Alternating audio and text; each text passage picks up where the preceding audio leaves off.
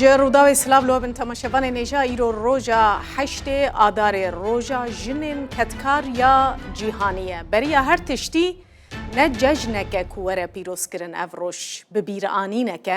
ببیرانینا وان جنای کوره لبر تفگر و ریخستنین جن پارز وکرن گوتوبه جالسر و کوی و آزادیان جوی روژه و حتی روژا ما هر بردوام بویه گلک جن بونه قربانی جبو امکاربن وکه همولاتی بین دیتن دنگ بدن کار بکن بریارین خو بدن دنیوه ست سالا نوزدانده سالا 1857 چیروکه که ناسکریه دروژه که وکه ایرو ده به هزاران خباتکارین کارگهن تکستیله لنیویورک دا کتن کولانان دا خوازوان موچه کی هیجا شرط و مرجن مروویین کارو نهشتنا کارکرین زاروگ بو پشتی و گریوه ادی گریوین سالا 1909 شورش روسیا بسر دهاد سالا 1917 ده ریل برگلک تفگر و ریخستنین فمینیست وکر لهر ولاته کی لگوری شرط و مرجنوان ولاتان دا خوازا ماف و آزادیان بین افبر حتی روژا ما ددومه لولاتین پیشکتی و پیش سازی وکه ولاتین روشلاتا ناوین گوتو بیجو تیکوشینا وان نجبو ورگرتنا مافی کار کرنه یا لیجبو ورگرتنا موچه کی بقاسی ازلامان و جیگرتنا د پوستین بلنده ددمکه ده کوهینا لجمع روش گلکی جدایه پرانیا هولین تفگرین ما جنین کرد اوه ریل بر تند و توجیا ناوا مالی بگرن مافی خوندنا بلند بپاریزن د بازارا آبوری ده جهه کیج بو جنان وکن روشا جنین کرد چاواینها حرکت تفگرک کوری نشاندر به خودی نخشره که به هیا گلو رول مدل جواکا ما هنه آستنگن لپیشیا چیبونا کسایتین پیشنگ این جن چنه جن چه قاسی کارن جی خود بازاره ده بگرن تورن هفگرتن و پیشتگیری دناوا جنان ده چه قاسی بهیزن پرس گلکن امیل برسوان بگرن از دست پیکه حز دکم میوانین خواه بوا بدما ناس کرن خانم سوریا داس ساری جرب خواه خلکا باکوری کردستانه تب خیر هاتی سوریا خان دکتورا دیلمان آزاد پسپورا پزیشکیا دادوریه به همان دمیده ماموستیا زانینگه یجی تجیب خیر هاتی دیلمان خان خانم سارا تیلایی سرپرشتیارا هنریه لزانینگه ها جیهان هنرمنده شیوکاره تجی گلکی بخیر هاتی برنامه آمه خانم دلپاک محمد خودیا خوارنگه که خوارنین تندرسته هیلتی پاکه تو گلکی بخیر هاتی جبوی برنامه آمه و خانم زناره احمد جی خودیا سیف گالریه جه روژاوای کردستانه هون حمو بخیر هاتن جبوی برنامه ام هما به سرای بیده بچن و باشتر به دمام جی نزیده سوریا خان ما بستا من اود وی برنامه ده هر کس بحثا ازمونا خوابك وكا جن دناوا جواكي ده حتى كوتا جيش خورا دناوا جواكا وكا جواكا ماذا تشيكر وتنل باكوري كردستاني تل باشوري كردستاني تزحمتيه كتشاوا در باسكر بله دست پێکی ده سپاس بۆ ئەفدەرفەتێ ئەز بەرە هەر تشتە دخوازم هەموو ژنێن کورد و ژنێن جیهانێ ڕۆژەوانە 8,000 پیرۆز بکەم وەکی تێژێ دەست پێکی ده ئەو کرد بڕاستی 8,000 وەکی ڕۆژێ ژنار بەس وەک ڕۆژێکی ببیرانین یاژی پیرۆزکردن بدرێ من نینە وەکی ژنێکی بەس دیسەژی خۆشە یعنی ڕۆژی 8,000 ئەم هەموو ژن درفت ما هي باخ مثل ما في خو سر جيان خو سر جواك خو او جي درفت كي ام جي بو جي سباس گزارن از وكي جنك از وكي جنك وكي دايك كي حاول ددم ناف جواك خدا چي جواك باكوري كردستان به چي جواك روشلات روجاوي كردستان به حاول ددم جي كي خو بگرم وكي جنك وكي دايك وكي حوسير كي انجا اوا بيگومان ده هر جواكي تا زحمتی ما هنه شرط و مرج گلک دیدم پیشمه بله یعنی از وکی شخص وکی جن و وکی که در دور خود بینم او جن تشته کده ده جیانه بگشتی یعنی جیان او قصدش نده جن یعنی نه ناو عائله نه ناو جواک و نه جی ناو سیستم پرورده و سیاست جی خو جن هر واید گلکی دده که مورد گره ام دیدن جن لای داین تناسین بله. بس لباب قصد ده ورناگره بداخوا امن وکی جنی که حولی من اوکو از چی دیدم ورگرم نبقاسی بجی زیاده ترجی بکاربم بگرم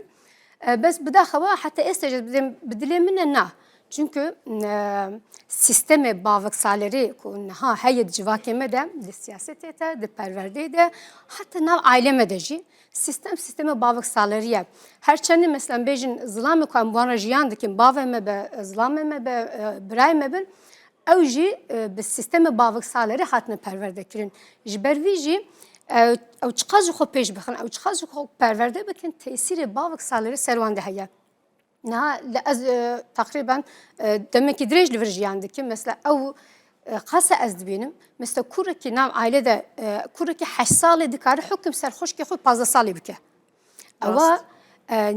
نحقيقي قالك مازنا حقوق دش تشتكسنين يعني çünkü zaruke kuruki 8 sal be keç be kurba ev heşte çene buya ve ki debejin tene işte yani kuruki zaruke mundala bes ki yani keçken bejin fazla sal yani zedetir حتى تو بيجي يعني هر حقي هي أو كوركي زاروك بس كيتش نا قرالي هي حتى لي أم پرورده دكن سوريا خان يعني ديس أمجم بداخل دايكن وكمن وكتا أم وانزاروكا پرورده دكن بيش برنامج دس تشتمي خاص أم بيجن ديس جن پرورده دكن يعني جن هر معفكي هر حقيقي حركات كرين چونه دروا هاتنا هندور دا هر چی حركات به دكاره حق بده كوري خو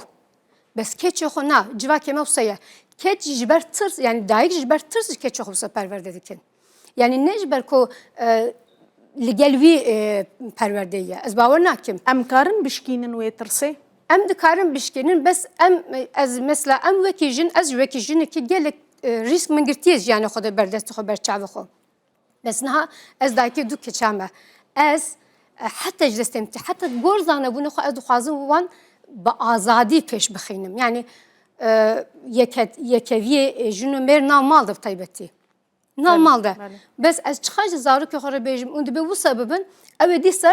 le peyvendiye minu bavi xo tamaşa bikin yani peyvendiye minu bavi min bavi wan çawane u danustandine çawane em vekevin ne vekevin namalı ve dise le ev zedetir tesir bikin ne az çi dibejim راسته ev از امی پشرفه کردن اگر دمام چی بو گلک پرسیمه دنجی هنه از بچم جم خانم دکترا دیلمان آزاد پزشکا سپورا پزشکا دادوریه از حس دکم ما مستیزانکوی جی بله از حس دکم تجي بحثا أزمونا خود نافا كارده هنا كيش مرابكي وكا جن چو آستنگ هنا دما جي بجي کرنا كارده جبر كوت جني ئاستەنگێ بتایبەت دێنە پێشیاتە سەرەتا زۆر سوپاس بۆ ئەو دەرفەتە جوانە لە کەناڵە جوانەکەی ڕوودا و هەشتی ئادار پیرۆز بێتن لە هەموو ئافرەتان جیهان و بە تایبەتی ئافرەتی کورد شاناز دەکەن کە ئێمە کوردین وەکو ژنێکی کورد من کاتێک کە کۆلێژی پزیشکیم تەواو کرد و بووم بە پزیشک و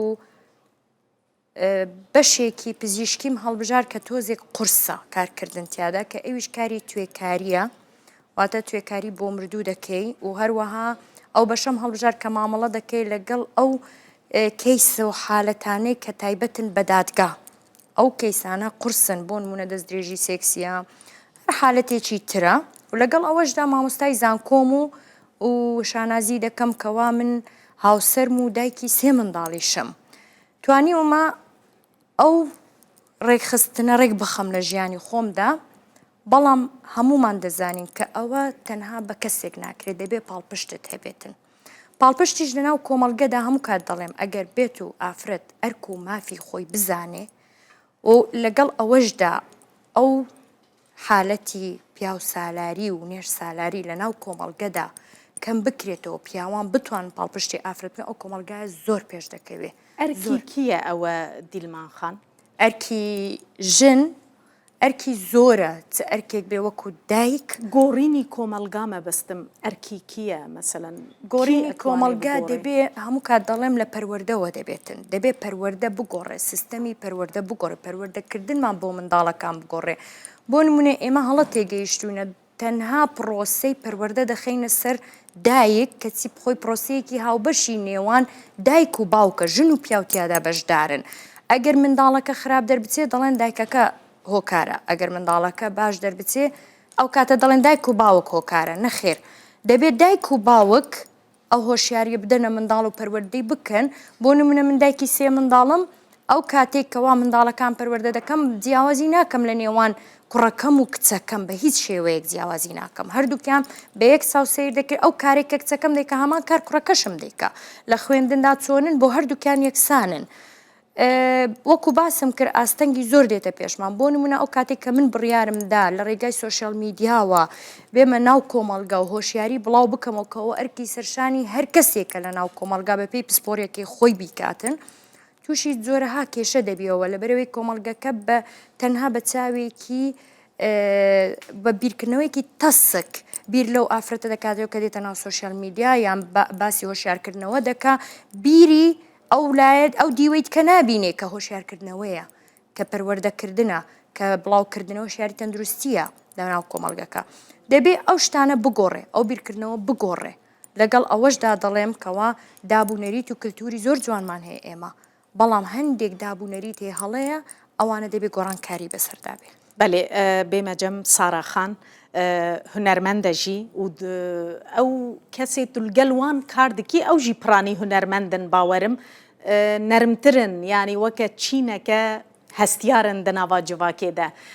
لورژی ئاستەنگ هەنە بۆ ژنان بۆ ئافرەتان؟ سەرەتا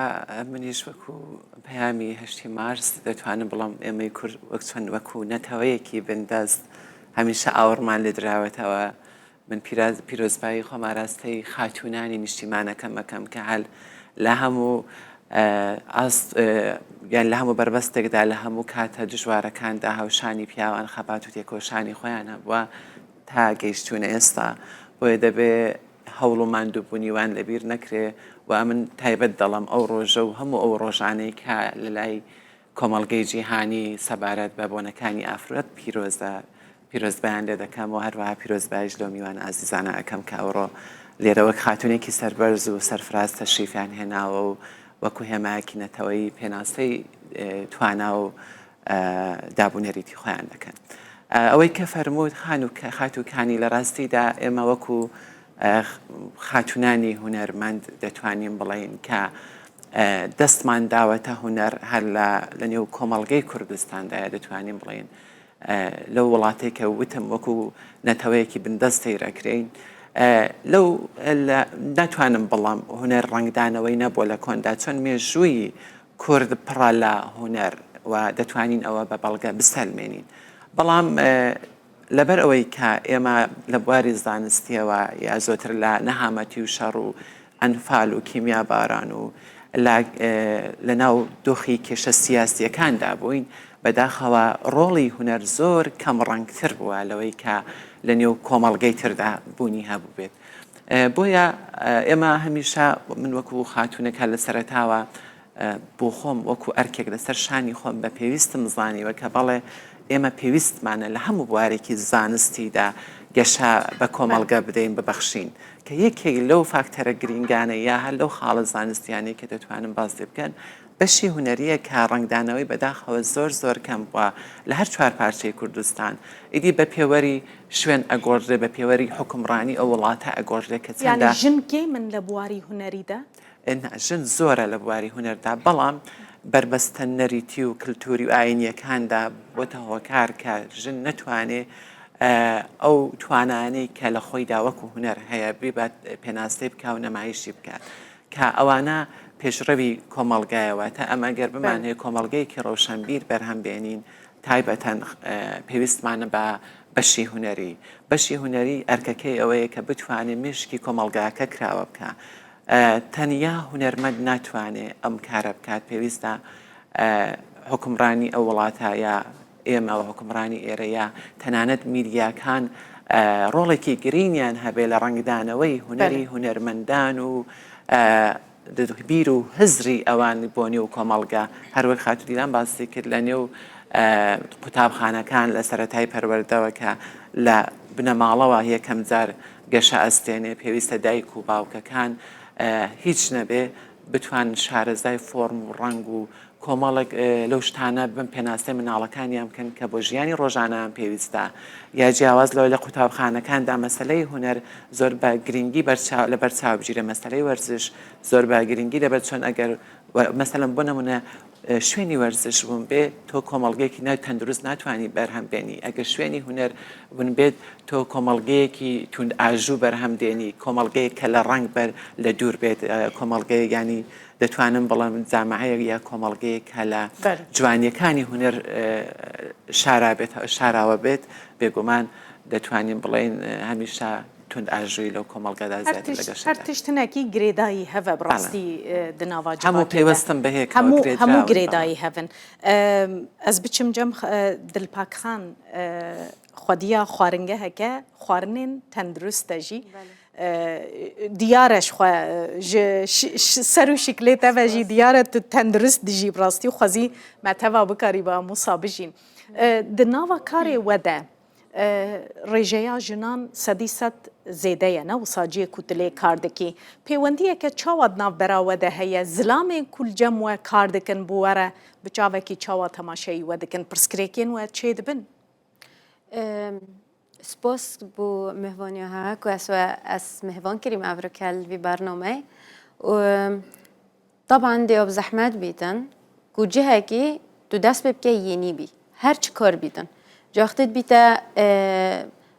موضوع جنان آن کچان و الجهه که کار کردن که اوه اف چی کار چجارا نکر بیتن یعنی برا پتر وقتی کسک خودان کار بیتن کارساز بیتن یا شوان و بس شول جوانکاریت کن یا دکترانه یا یعنی مامستانه یعنی اگر کسک بیتن بیجد از بخو کمپانیه که بگم ده گلک یا فرق بیت واو کچه که آن جنه که بخو فلان شولیه وکری ده تشتکینی بیتن yani sînor danîne ji bo karê jinan civaka me bixwe sînor danîne jin dibêje gereke yan mamoste be yan parêzer be yan doktor be karê din bira nêzik nebe vêca nûke jî şûlê pitir kar li ser teknolojiyê heye me gelek kes hene ku kompaniyê teknolojiyê aniye tek kompaniyê vekirîne ku tiştekî gelekê baş e çünkî kir jî wekî her kesekî dî او هزرو بیرایت هین و شد آواکت شد پتر لیب کتن شد آف داتن یا من او کیفامون بوچی ویروژه دادن بیر اینا نکه وکی تگوتی نتشته که کو ام همی یعنی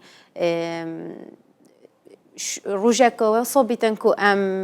چه بیشین نججنه جن هاتنه کشتن دوی روژه بله بس وک بیر اینا نکه کو دو جیت شی بگی از جیت شم تشتكي حساب كم هر چی کار بیت یان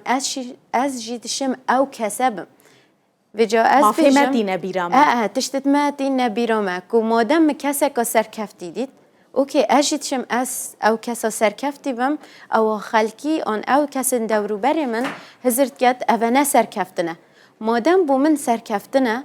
دیدم اکید بو همی کسا دیار بیت کو سرکفتنه تو آستنگی جالی مالباتا تا و لپیشیات چه بون دمات دست به وی کاری کر؟ بله چاوا چه بون گودی کاره که زحمت بیت چونکی کار منه بره مامستای بو از مامستا فنولوژی بوم یا ما زمان انگلیزیه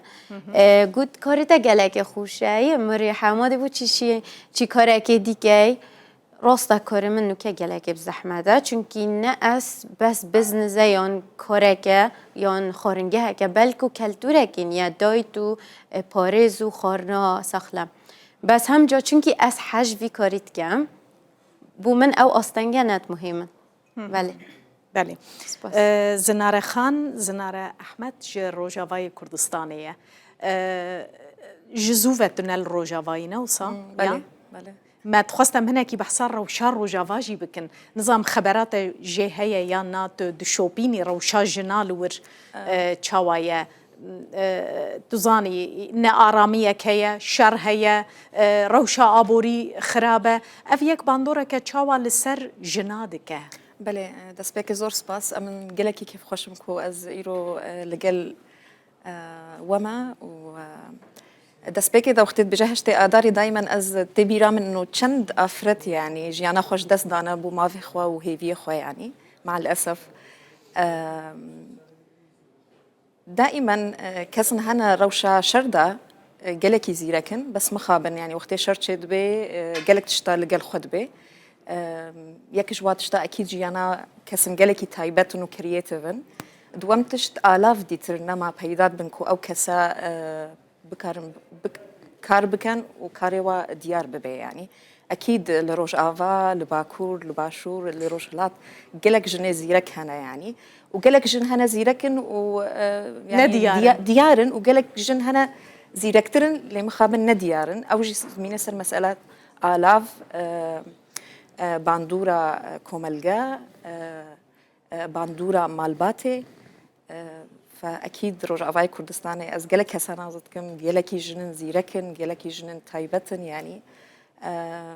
هي دارم روجك بحمي حقيقة بسطينن وبكارن أو جي رأي خبيج إيجار لفر جبويتا تشاوابو مثلا دماتو هاتي فر فرق كما زند نافبرا روشا جنان لباشور وروجافادا تاديت بله دسبيكي دا استخوازم بيجم مسألة هشيار بين سر مسألة ما في جنا يعني براستي نسبتي من تجربة مني شخصية أذكر بحثي بقى جبر لأنه أزبيرم إيرو ما في من أذكر بحث خوابكم بس بحثي جني دي توزكي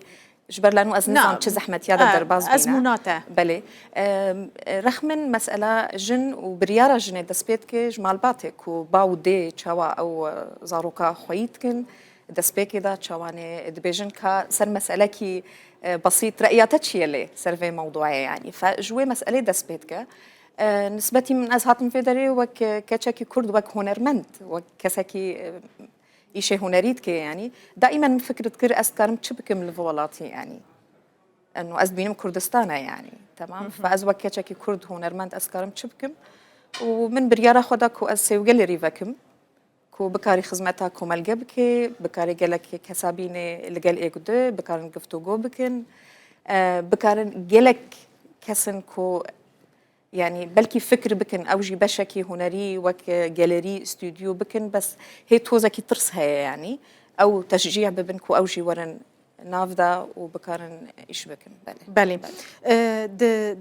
بشي دوامين داس حزد كمان هنا كي بحثا حركتها فيمينيست بكن دنافا كردان دا بجشتي بأوايا كي جشتي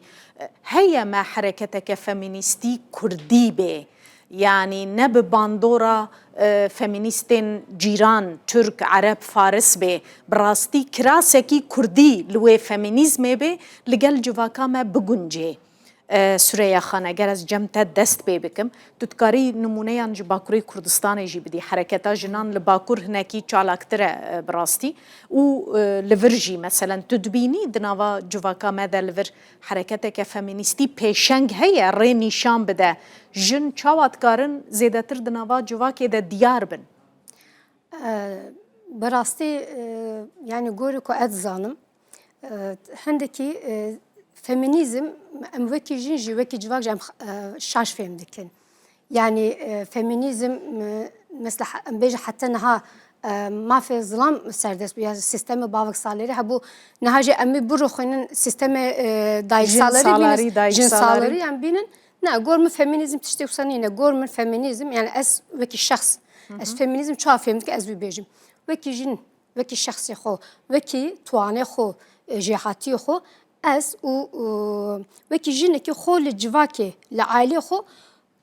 داينم نور جي من كدربة يعني جي من كدر هبونا كمن هبة از اللي كدر حق دكم لوربم بس وكي بابت وكي حركات بشي باكوري كردستان راست وقت تو ميزدكي جن وكي چالاكتر خويادكن يعني جي زيدتر آزاد خويادكن بس بفكري من او چالاک بون لای شکلی زده ترخیاده به لای سوسیولوژیک لای سایکولوژی زده پیش نکتیه حتی رژیم خوندن جنا جن نبدلی منه لباکور گلک دور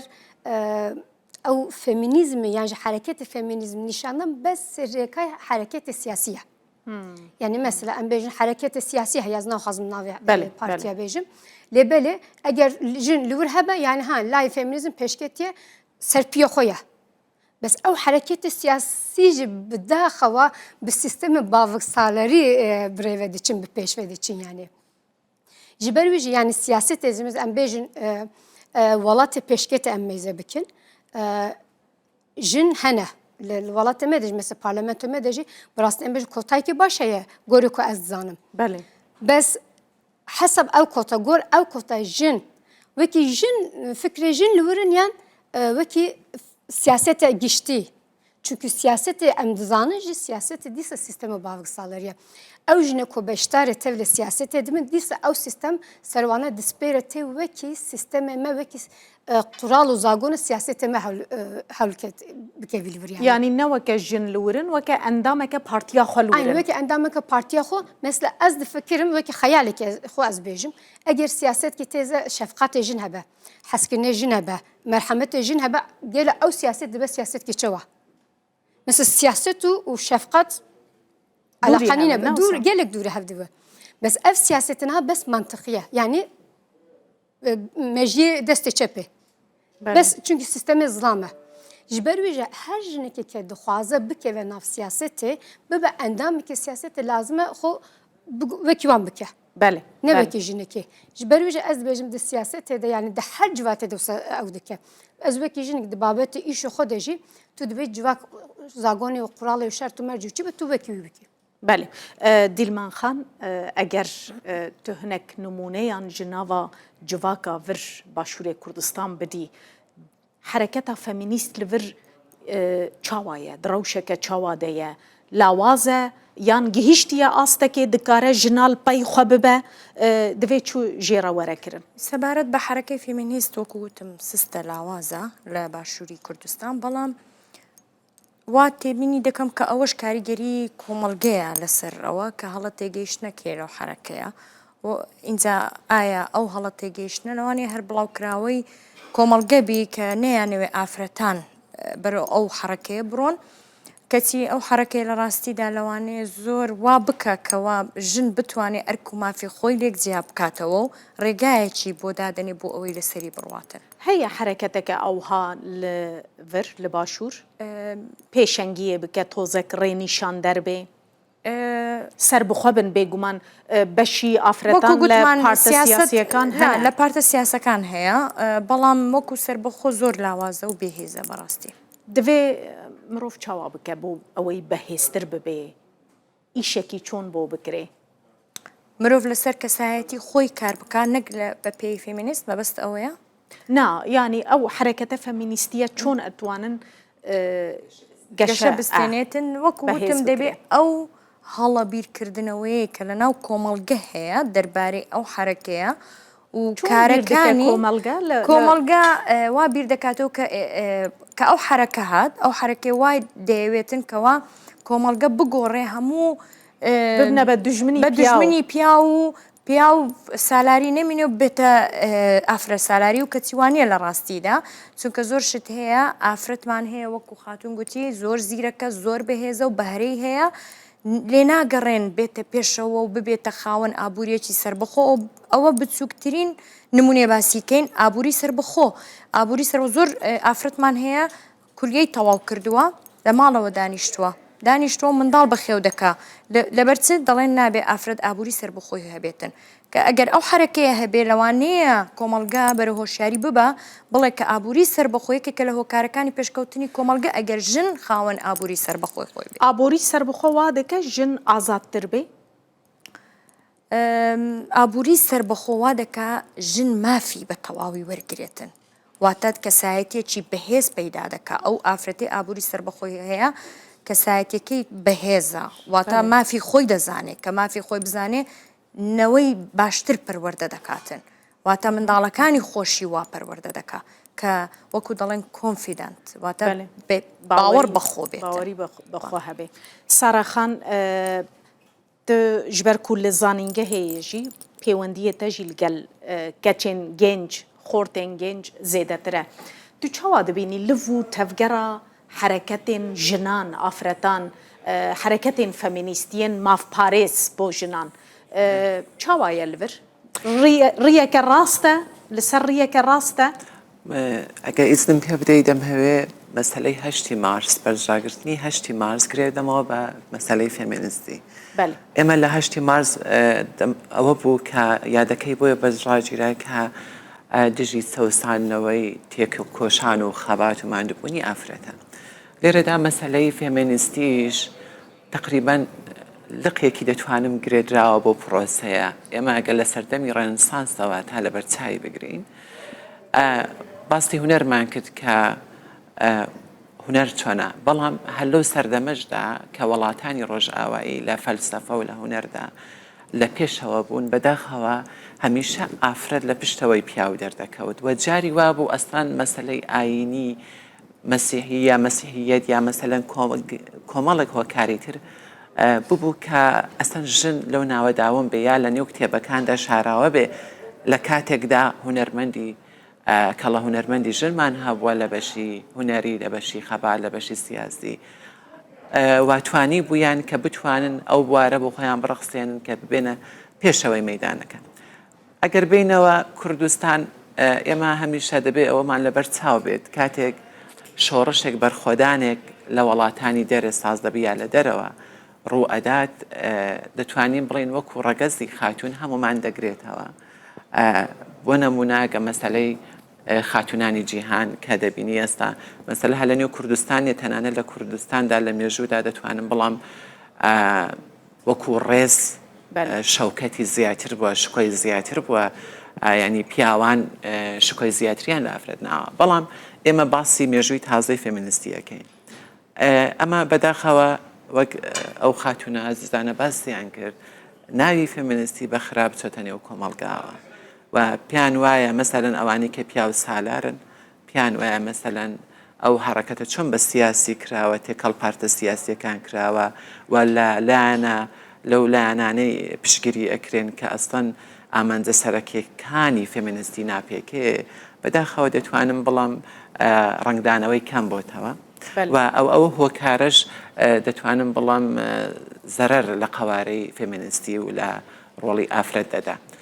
ئەمە لە باسی زانکۆت کرد، زانستگات کرد، ڕنگدانەوە کەمە بە زانستگا بینم تایبەتەن لە هەولێر من کە لە زانکۆی جیهانم لە بەشی هونەری ئەبینم دروستە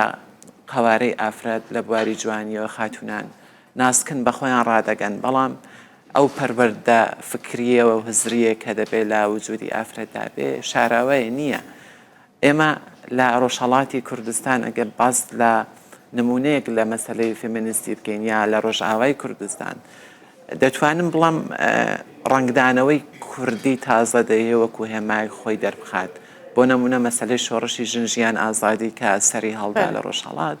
یەکێک کە دەتوانین لەو وەرچەرخانە فێمینیستیانەی کە ئەستان سەبارەت بە چەوسانەوەی ئافرەت بوو لە کۆمەڵگادا. سارەخان ئەم دەبێنە بەرێدە بەحسە ئابۆریەژی بکەن. ئەگەر ژن خودیە ئابۆریەکە سەر بخۆبە، تو دزانی سەدی سەد ڤیرجینیا ڤۆلف بەریە 100 ساڵی بەلکی گوتیە ئۆدەیەک ji بۆ خۆ، ژوورێک ji بۆی خۆ، ئابۆریەک ji بۆی ژن حتا کو نەبێ بڕاستی gelek pirsgirêkên din çareser nabin. Yani diyare بنگەها مەسەلەی هەنێکیژی گرێدایی ئابۆریەکە سەر بخۆیە. ژن ئەگەر زێدەتر بەشداری ژیانە ئابۆری کار و بازارێ ببە، ماف زێدەتر دەبن؟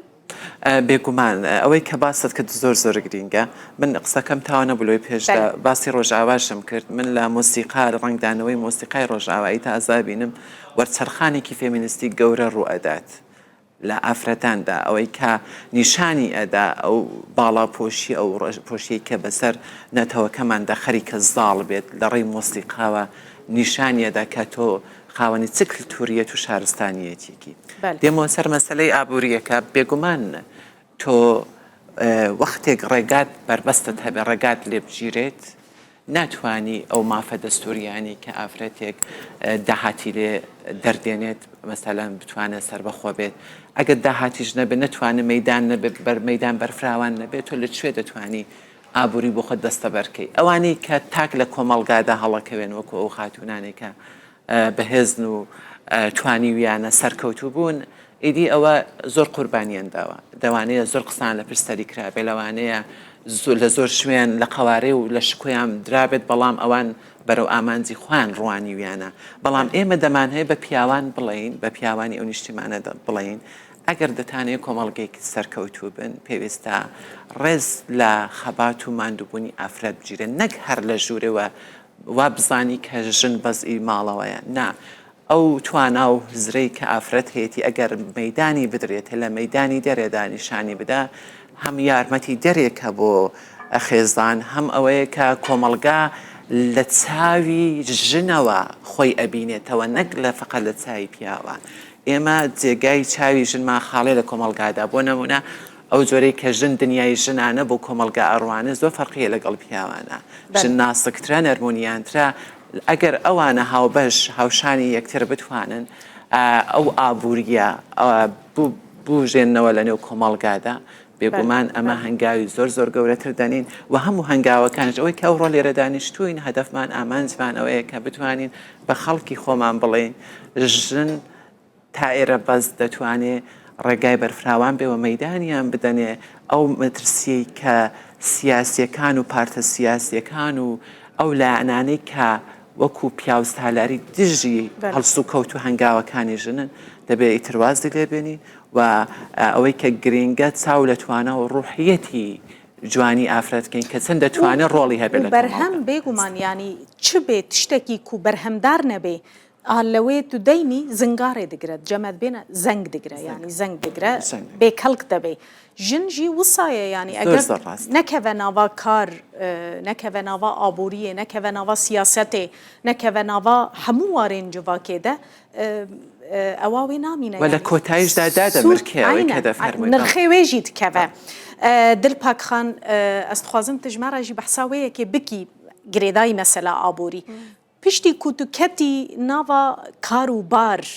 ئێدی داهاتێکە تە چێبوو پێگە هاتە دناوا ماڵباتا تەدە دناوا دەرودۆرا تەدە گوهرتن سەر دەهات طبعا گوهرین هاتن چونکی ئەگەر وەکی خۆتنە گوتی ئەگەر تە دەهات نەبیتن تە ماڤژی نابیتن بوو گەلێک قەرارە چونکی وەختی تە دەهاتێک هەبی تو دزانی تو دێشێ پێنگۆڤەکە دیدانی تو دێشێ پێنگۆڤەکە دیدانی تو دێشێ هەندە قەرارە دیدانی تو دێشێ هەر تشتێک دەدوێت تو دزانی نوکەتە دەنگێکی هەی ئەوی گەلێک تەئثیرێکە مازنیا هەی نوکە ئەگەر ئەس بم هەر دڵپاک بم بەس من چ دەنگ نەبن من چ قەرارژی نەبن حتی ئەگەر من هزرا فکرە ئان چێکردن ئان ڤەکردنەوە کارێکی ژی نەبیتن بەس من حەزێک هەبیت هیوایەتێک هەبیت مدوێت بمە هوەرێکی دەست پێ بکەم یان هەر تشتێکی دەست پێ بکەم ئەگەر من ئەف مۆفە نەبیت دی دڵپاک مینیت وەکی خۆ طبعا نە مەگوت دێ وەکی ژەنگێکی لێ دێمینیت و دێ دمۆهیکێ هزرکەت کرد چ شولا ئەم کرد چ کارە ناهێتن وجا یا ئەس بێژم ئەم نوکای 2024 ئەگەر سەحکەینە ساڵت بەرهێنگێ گەلێک گوڕینەکە باشیا چێبووی ئەس بینم گوڕینەکە باش کوردستانیا چێبووی ئەگەر مقارنەکەی بجهدی گەلێک کەست هەنگ کارت خۆی دەست پێکردین گەلێک کەست هەنگ لە هوەرێک یێ دەست پێکردی و بەرین و کە هەمال کوردستانی خڕێ نەبووی ئەن معرەضێکە وەکری یان هەر تشتێک ئەس بینم و گەلێک گەشببینی ئەس سەحتکەمێ وەلەو یا بزەحمەتە دو کۆمەڵگەهەیەکی بگوهۆڕی چونکیش عایلێ دەست پێت کرد ئەگەر دایک و بابت من ئەن هەر کەسی دەوروبەرێ من ئەو هزرە نەکرد بۆ نەگوت بۆ من ئەو کێ دڵپاک هەرە کۆتە چاوت بێتن ئەس نەچیام چونکی ژماڵی دەست پێت کرد پشتینگەش دەوروبەرە پشتینگەش کۆمەڵگەهە پشتینگەش باژێڕی وێجا ئەس بینم هۆسایە ئەگەر ماڵی دانەیەتە گوهارتن ئەگەر ئەس ژی بمە دایک و من هۆساوەکی هەریت بەرێ زۆرۆکت خۆ فێرکردن من گوتە کوڕێ گوهارتن چێ ناوە گوهارتن ناچێ بیت چونکی دێ هزرکەتن ئەو کێمۆسیەکات گەل هەی دڵپاکخان ئەست خوازم vê yekê jî ji te bipirsim ez gelek caran dibihîzim di nava civakê de dibêjin hatina xelkê me yî Rojavayê Kurdistan hatina xelkê Bakurê Kurdistan hatina Rojhilatê Kurdistan jin zilam bo Başûrê Kurdistanê bandoreke erênî li ser rewşa jinê vir jî kir yanî cev li hev kirin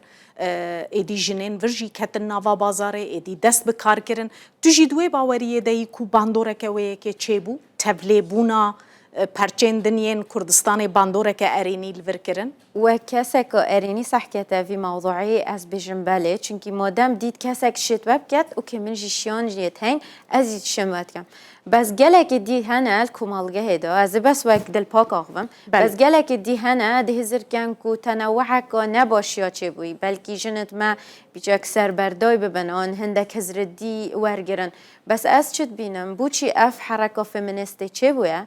بس واتشتكي فيا يا قوتي من جيت فيتن او هزرا خوب كما راستي من جيت فيتن او موفي من هاي ورگرم بلكي موفي من او مدفيتن از بمديك بلكي از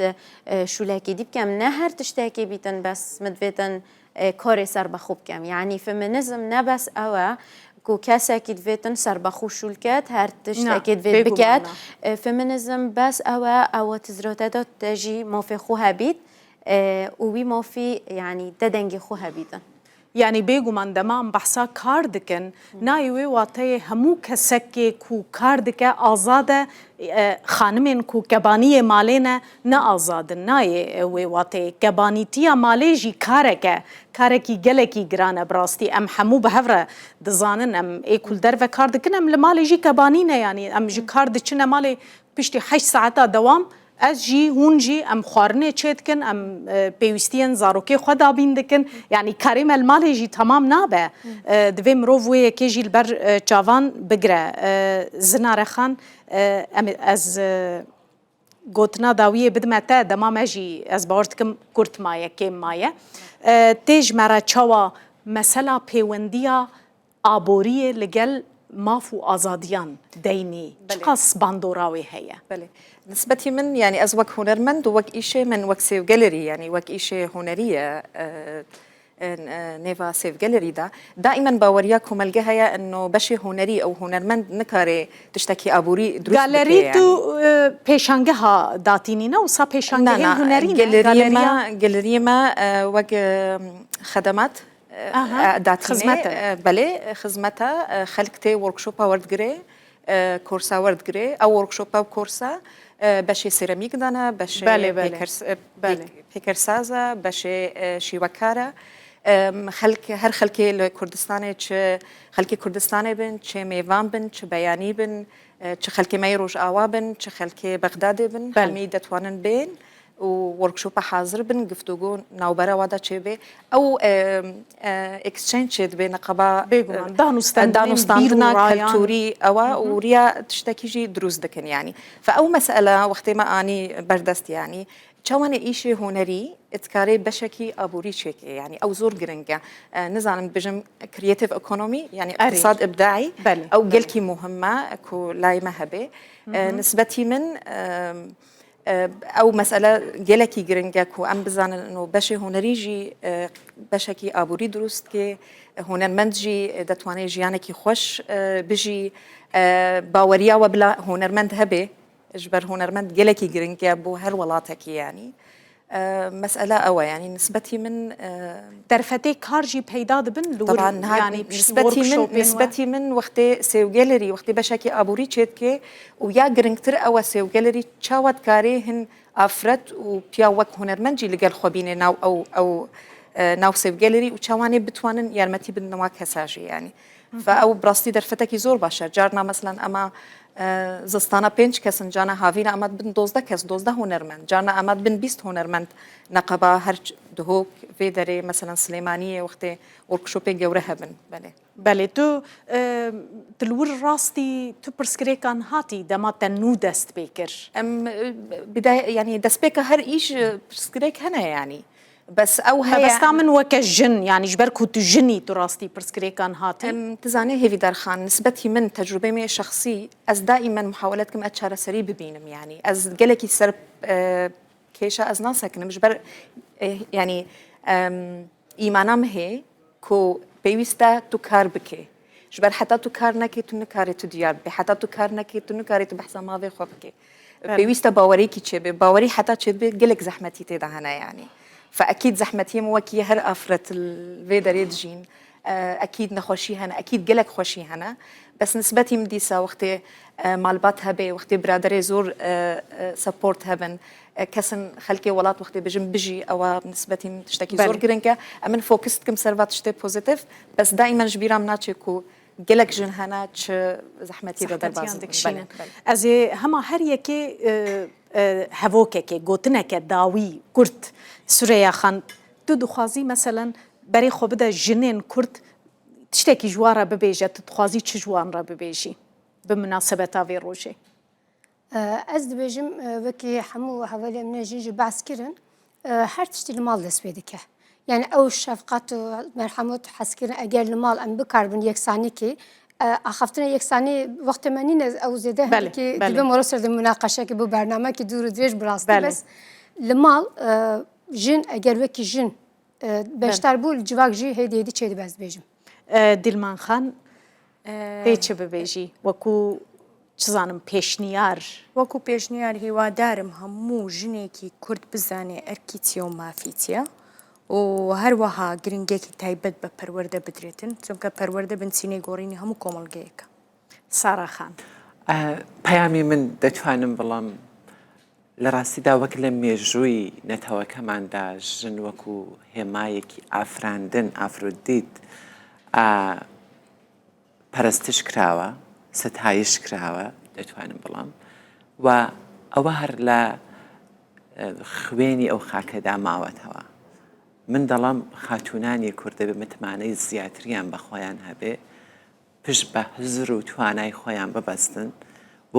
ئەو ئازادیە تاکە کەسیانەی کە هەمومان پێویستە هەمان بێ و هەمانە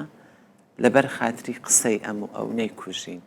پشت بە خۆمان بەستین بۆی کە زیاتر سەرکەوتوو بین و بینە نێو کۆمەڵگا و ئەو گەشە هزری و فکریە ساز بێ بۆی بتوانێت بە پشت بەستن بەو گەشە هزر و فکریە ئابوووریەکی سەربەخۆ بۆ وڵات و بۆ خۆشیان بڕەخسێن گەلێکی سپاس دلپاک خان گوتناتە داوی و پێشنیاراتەش بۆ گەنجێن وەکەتە از ده نباز بو جنو کجا بجم از ده بو همی گنج بۆ هەمی کۆمەلگەهی بێژە مادام تخونك هيا تهزرك هيا دي تسركفتن جي هبيت چونكي تهتشتك هي تو دل بيج وچي و تو دل پتر انرژی گرده ده هزاخو گرده دا و ده سرکفتنه ده داینی و جا اگر از کچ بم از جن بم مادام از بینم همی کسد شن از جیتشم بلا خوجی واس نکم يعني من هزا من چیه من خونه هی مهزا هی او هزا من اوکی هر کسا کدی گەلێکی سپاس بۆ تەژی زنارە خان گوتناتە یاداوی بله از کارم بجم يعني خوني خوش بير مكة واس كارم بجم يعني بو هر بياوا كيجي يعني بشقرتيا دايك خشك جن وك خيزان جلكي جرنجا جبير مكن يعني بله زور سپاس ئەس گەلێکی سپاسیاوەتکەم ئەس گەلێک کێف خۆش بووم هون ئیرۆ لێ دەرێ ئامادە بوون و دەمامەژی داوی لێ هات تەماشەوانێ نێژە بەرنامەیە تایبەت لەگەل